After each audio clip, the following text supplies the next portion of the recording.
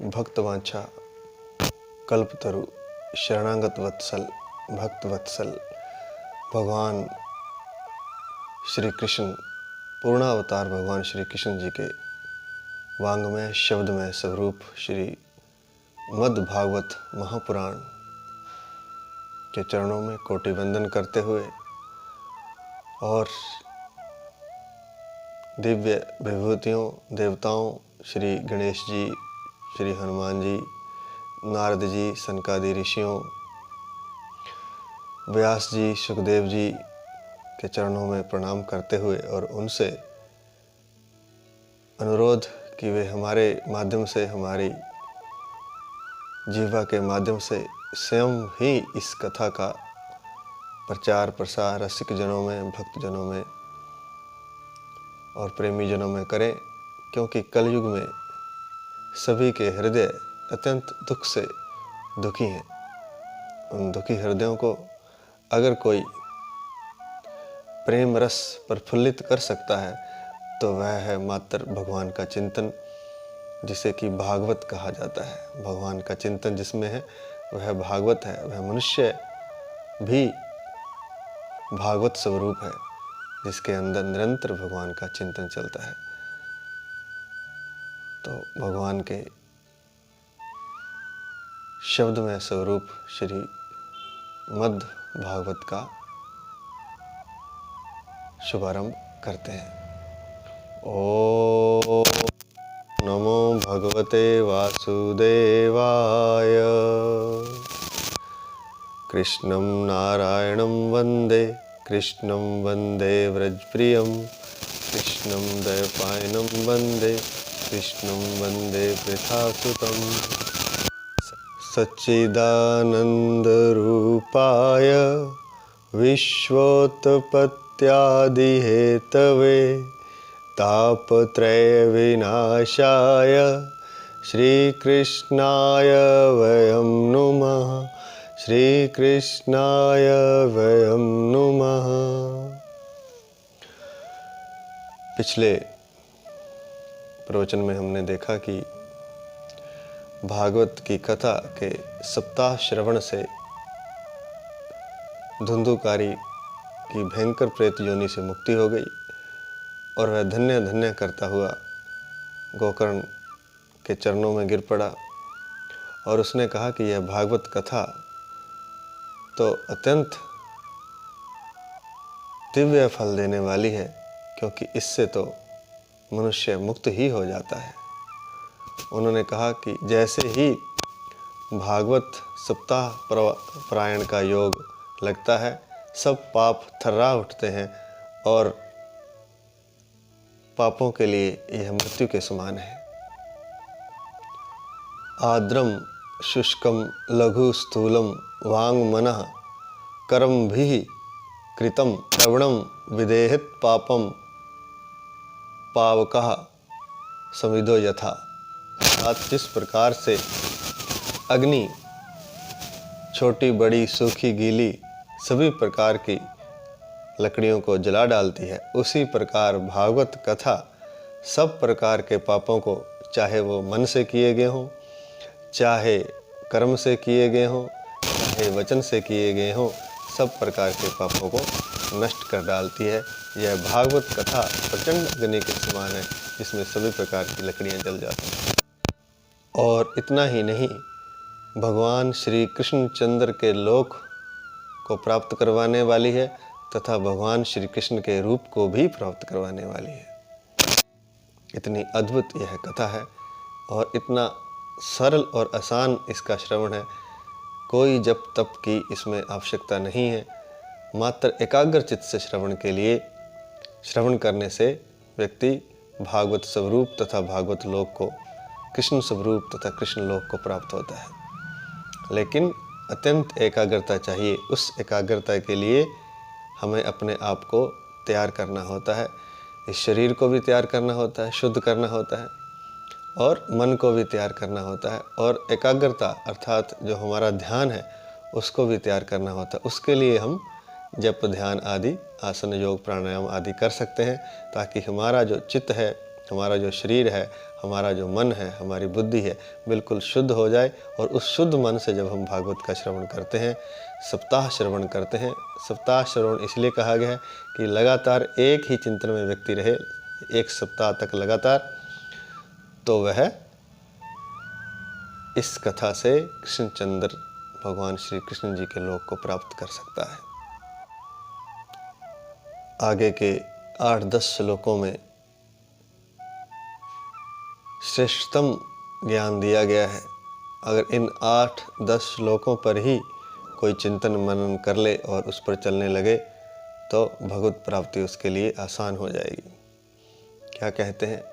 कहते हैं कि विद्वानों ने देवताओं की सभा में कहा कि भारतवर्ष में रह करके, भारत की पुण्य भूमि पर जन्म लेकर के, पूरे विश्व में अगर कोई पुण्य भूमि है तो वह भारत भूमि है। क्योंकि यहाँ पर आदिकाल से योग, जप, ध्यान, साधना, श्रवण, कीर्तन, मनन, दिव्य ग्रंथों का पठन, वाचन आदि होता रहता है आदिकाल से। तो यह भूमि पवित्र हो चुकी है, इसलिए इसे पुण्य भूमि कहा गया है। तो कहते हैं कि भारत की ऐसी पुण्य भूमि पर जन्म लेकर जिसने भागवत का श्रवण नहीं किया, उसका जन्म तो वृथा ही है, अर्थात उसने तो ऐसे ही जन्म लिया, कोई उस जन्म का मूल्य नहीं है, कोई उस जन्म का फल नहीं है।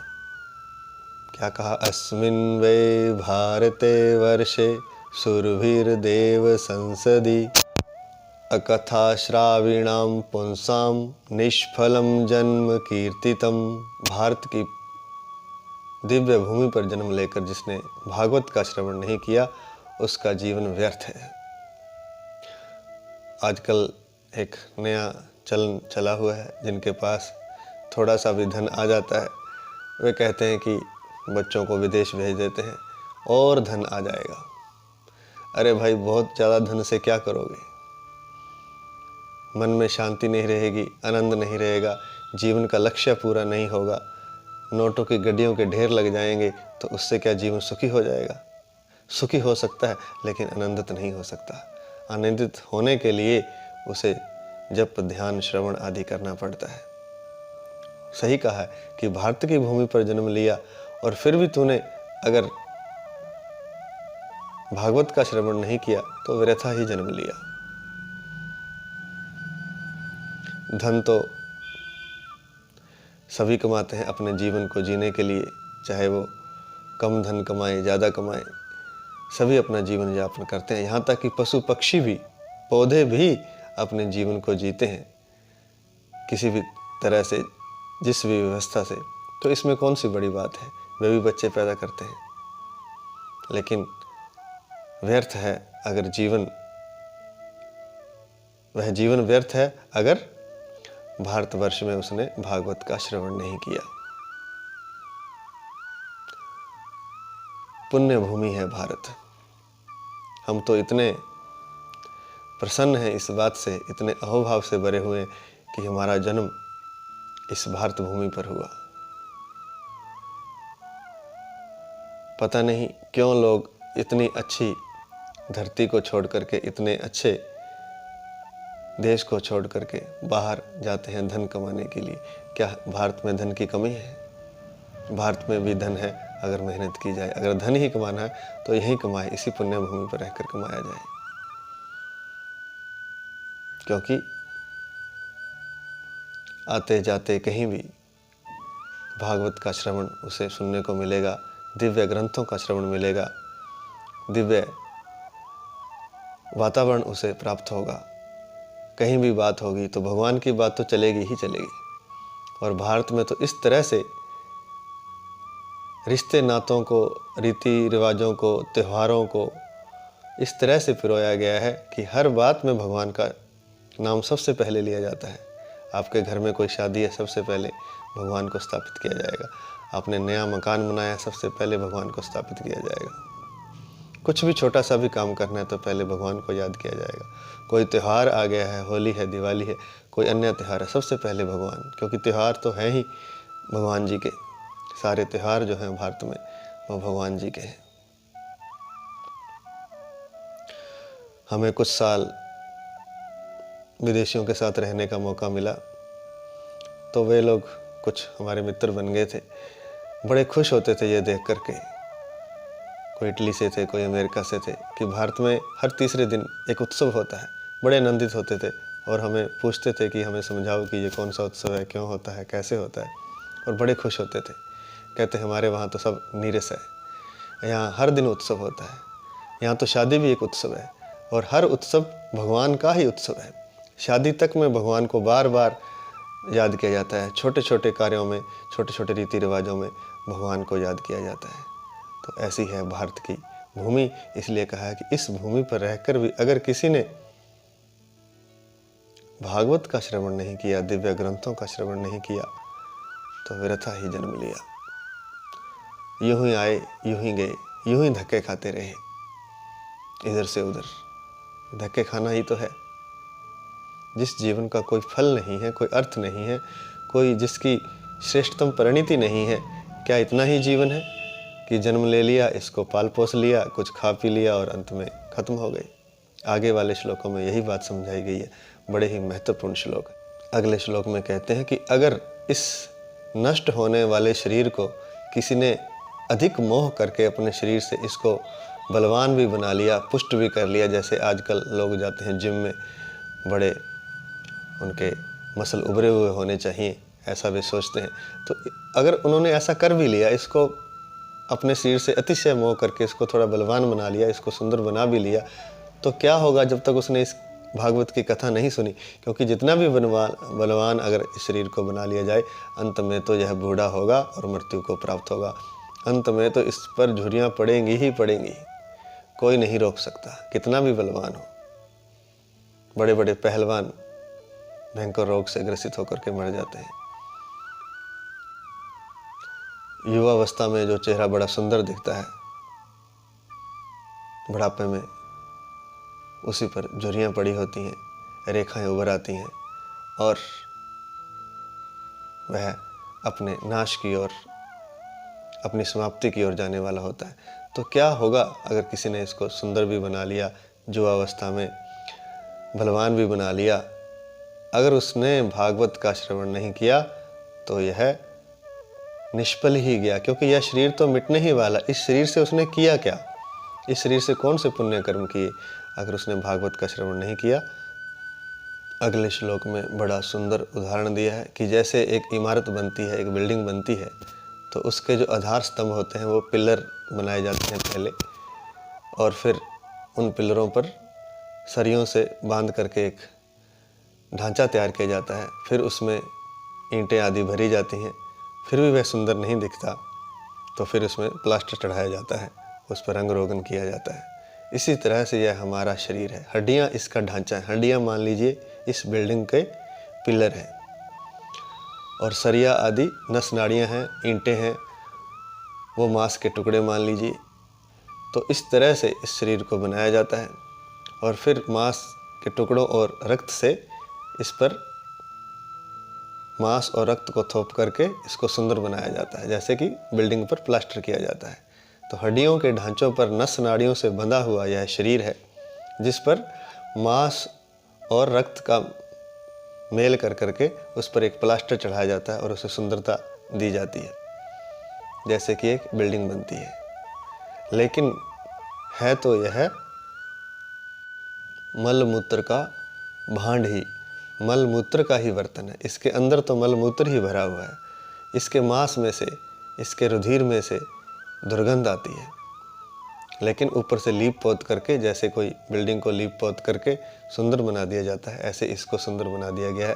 लेकिन कहते हैं कि है तो यह मल मूत्र का घड़ा ही, भांड ही। और यह शरीर रोगों का तो घर है ही। रोग तो इसमें लगे ही रहते हैं। एक रोग ठीक हुआ फिर दूसरा हो जाता है, कुछ ना कुछ इसमें लगा रहता है। और फिर कामनाओं के कारण यह अतृप्त है, और इसका जो मन है वह कामनाओं से पीड़ित रहता है, और कामनाएं कभी पूरी होती नहीं है, इसलिए मन अतृप्त रहता है और दुखी रहता है। तो ऐसा यह शरीर है, मल मूत्र का भांड है, दुखों से भरा हुआ है, और रोगों की यहाँ पर भरमार है। और इतना ना भी हो तो भी वृद्धावस्था और मृत्यु तो इसको आनी ही आनी है, यह तो निश्चित ही है। इसलिए क्या इस शरीर से मोह करना। विद्वान लोग, संत लोग तो यहाँ तक कहते हैं कि इस शरीर को धारण करना अर्थात इस शरीर को ढोना भी एक तरह से दुख रूप ही है, क्योंकि इस शरीर को संभाल के रखना पड़ता है। उठाना है, सुबह नहलाना है, धुलाना है। एक दिन ये शरीर ना नहाए धोए तो दुर्गंध आने लगती है इसमें से। एक दिन साफ वस्त्र ना पहने जाएं तो स्मेल आने लगती है, दुर्गंध आने लगती है। ऐसा ये शरीर है, इसको तो संभालना ही बड़ा मुश्किल है। विद्वान लोग ऐसा कहते हैं। इसको ढोना भी एक भार रूप ही है। फिर भी इससे कितना मोह लोग करते हैं। इसको कितना लीप पोत कर, रंग आदि करके, मेकअप करके कितना सुंदर बना कर रखते हैं ऊपर से, लेकिन अंदर से यह मल मूत्र से भरा हुआ दुर्गंध युक्त ही है। यह तो ऐसा ही है जैसे कोई कूड़े का ढेर हो और उस पर कोई सुंदर चादर रख दे और ऊपर से कुछ सुगंध छिड़क दे, लेकिन कचरे का ढेर तो कचरे का ढेर ही रहेगा, चाहे कितने ही सुंदर आवरणों से उसे ढक लिया जाए। कहने का तात्पर्य यह है कि इस दुर्गंध युक्त, कामना युक्त शरीर, कामना युक्त मन को हम कितना मोह करके अपना समझते हैं और कितना इसे सुंदर बलवान बनाने आदि की कोशिश करते हैं, लेकिन अगर भागवत का श्रवण नहीं किया तो यह सब व्यर्थ है, क्योंकि यह शरीर तो नष्ट होने वाला है। यह तो एक माध्यम है जिसे कि छोड़ देना पड़ेगा। अंत में दुख भी देगा जे, और दुख ना भी दे फिर भी इसे छोड़ना पड़ेगा। लेकिन दुख भी यह बहुत देता है, क्योंकि कभी इसमें रोग हो जाते हैं, कभी वृद्धावस्था आ जाती है, कभी कामनाओं से पीड़ित रहता है, कभी इसका हृदय लोगों की बातों के बाणों से विंध जाता है, वह तकलीफ देता है। यह हमेशा ही, प्रतिदिन आप अपने जीवन का निरीक्षण कर लीजिए, यह प्रतिदिन दुख में ही रहता है। कभी शारीरिक दुख, कभी मानसिक दुख, दैहिक दैविक आध्यात्मिक तापों से यह पीड़ित रहता है। इसलिए इसका कोई मोल नहीं है। कब तक मोल नहीं है? जब तक कि यह किसी भागवत की शरण में नहीं जाता, किसी ग्रंथ की शरण में नहीं जाता, किसी शुभ ग्रंथ का अध्ययन नहीं करता, उसका मनन नहीं करता, तब तक इसका कोई मूल्य नहीं है। यह एक माध्यम है। अगर कोई माध्यम को सब कुछ मान ले तो वह गलती में है। जैसे किसी ने नदी पार करनी हो और वह नाव को सजाता रहे, नाव को ही सजाता रहे। नाव पार जाने के लिए है, नाव मोह करने के लिए नहीं है, नाव संभाल कर रखने के लिए नहीं है। परला किनारा आएगा, दूसरा किनारा जब आएगा तो नाव को छोड़ देना होता है। ऐसे ही यह शरीर है। कोई नाव पर घर बना ले तो उसे मूर्ख ही कहेंगे, क्योंकि नाव पानी में रहते रहते कितने दिन तक उस पर घर बना रहेगा, एक दिन वह गल जाएगी। ऐसी उसकी नियति है, ऐसे इस शरीर की नियति है। इस शरीर की नियति समाप्त होना है, इसलिए यह एक दिन समाप्त हो ही जाएगा। चाहे हम इसे कितना भी संभाल कर रखें, कितना भी अच्छा इसको खाना खिलाएं, कितना भी इस पर रंग रोगन करें, कितना भी इसे बलवान बनाने की कोशिश करें, जब तक भागवत का श्रवण नहीं किया तब तक यह सब व्यर्थ है। कहने का तात्पर्य यह है कि शरीर का जो लक्ष्य है वह है भगवत प्राप्ति। अगर कोई भगवत प्राप्ति की दिशा में चल रहा है तब तो वह ठीक रास्ते पर है, वरना वह अपने जीवन के अमूल्य पलों को नष्ट कर रहा है। इसलिए इन श्लोकों को सुनकर के कोई यह न समझ ले कि इस शरीर का बिल्कुल ध्यान नहीं रखना है। यह शरीर एक माध्यम है, तो माध्यम अगर स्वस्थ रहेगा, सुखी रहेगा तो उसका ध्यान तो रखना है, लेकिन इस पर मोह नहीं बनाना है। इसको हमेशा के लिए अपना नहीं बनाना है। इसको एक माध्यम की तरह रखना है, ताकि हम इस माध्यम से अच्छे से अपना कर्म कर सकें, नित्य कर्म कर सकें, अपने जीवन को अच्छे से जी सकें, अपने को स्वस्थ रख सकें। और यह सब करते हुए हम भागवत का श्रवण भी कर सकें। इतना ही इस शरीर का महत्व है।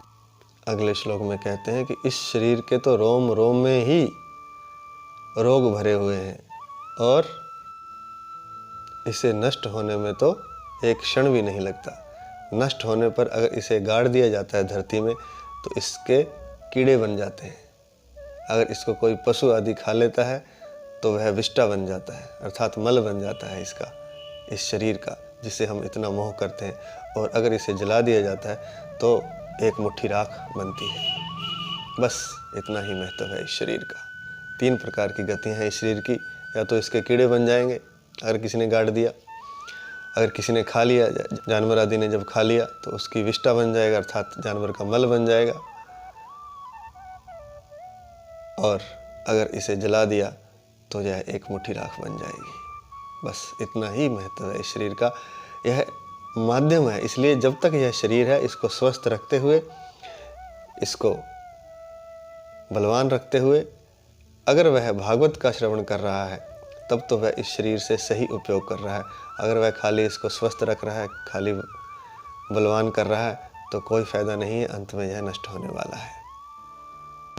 अगले श्लोक में कहते हैं कि यह जो शरीर है, जिस भोजन से यह शरीर बनता है, वह भोजन अगर सुबह बनाएं तो शाम तक अगर हम उसे रखे रहें तो वह बिगड़ जाता है, खराब हो जाता है, उसमें कीड़े पड़ जाते हैं।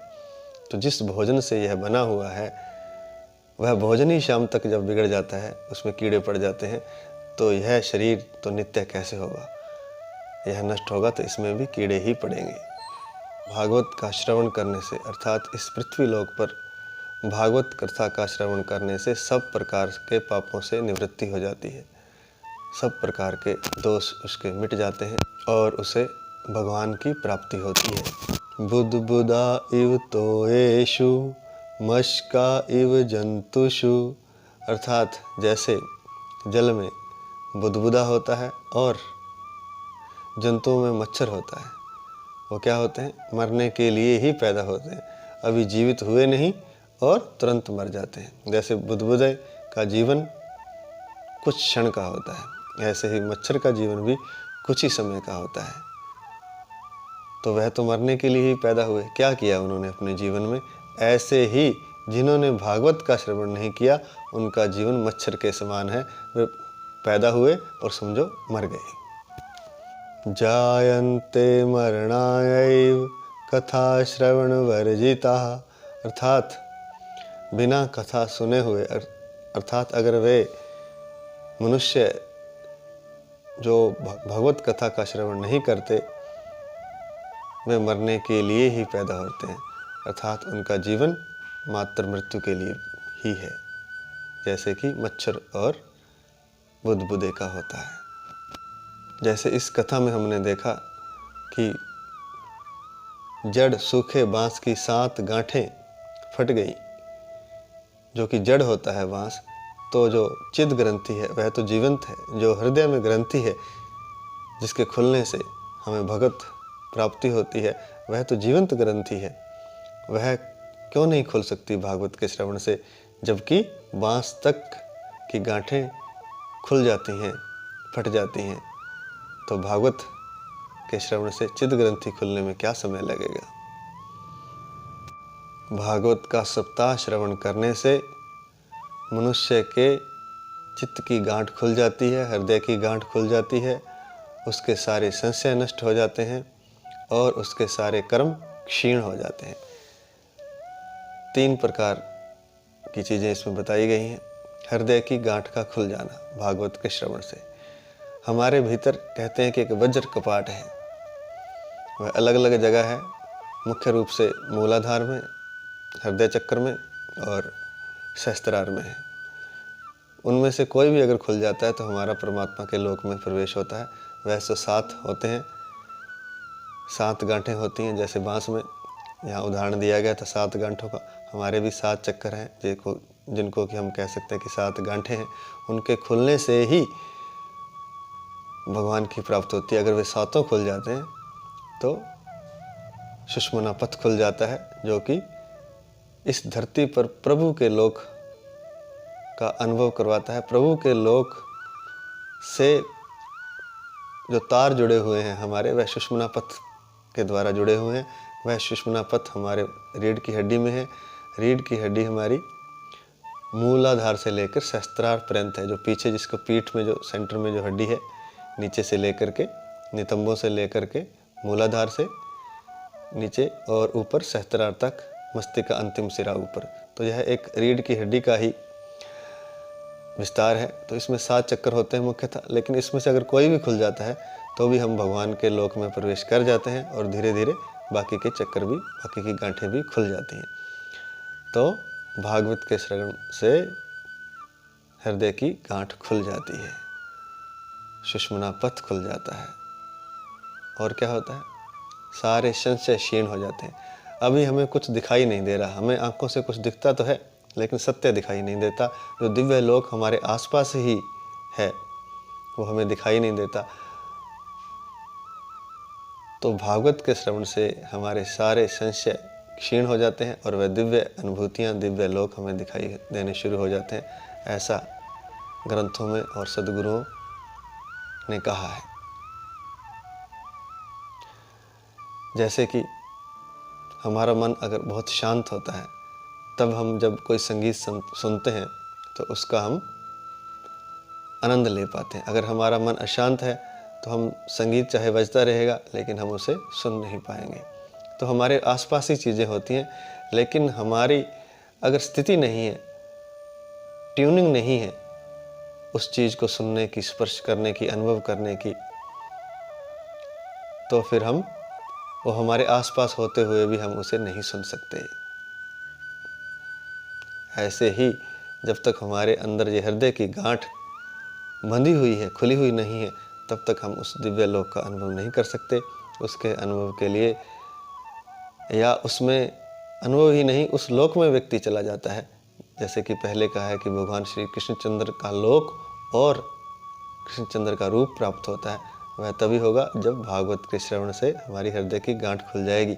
और गांठ खुलते ही हमें सब कुछ स्पष्ट हो जाएगा, सारे ब्रह्मांड का ज्ञान हो जाएगा, सारे संशय हमारे नष्ट हो जाएंगे।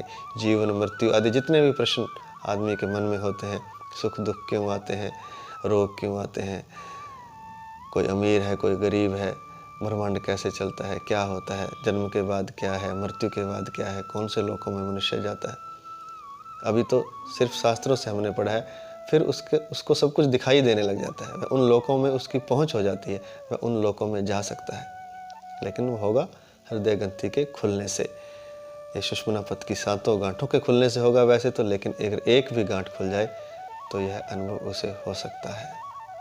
और क्या होता है, और हमारे सारे कर्म क्षीण हो जाते हैं। मनुष्य जो बनता है वह कर्मों के कारण उसे सुख या दुख भोगने पड़ते हैं, जो उसने पीछे कर्म किए हैं। हमारे पहले तो हमारे किए हुए कर्म संचित होते हैं, अर्थात इकट्ठे होते रहते हैं। हमने अच्छे कर्म किए वो इकट्ठे हो जाएंगे, बुरे कर्म किए वो इकट्ठे हो जाएंगे, और धीरे धीरे उनसे फिर एक जीवन का निर्माण होता है, जो कि परमात्मा की ऐसी व्यवस्था है।